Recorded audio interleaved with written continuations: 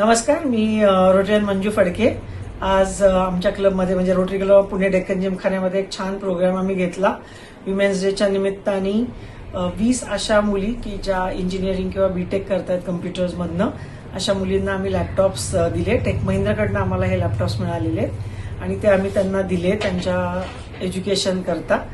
त्यामुळे मुली एकदम खुश होत्या आणि एक चांगला project rotary club Pune Deccan Gymkhana आणि त्यांच्याबरोबर रोहा सेंट्रल, रायगड फोर्ट, महाड, बारामती आणि अजून अशाच काही क्लब्सनी आमच्याबरोबर येऊन आपण हा सगळ्यांनी प्रोग्राम केला.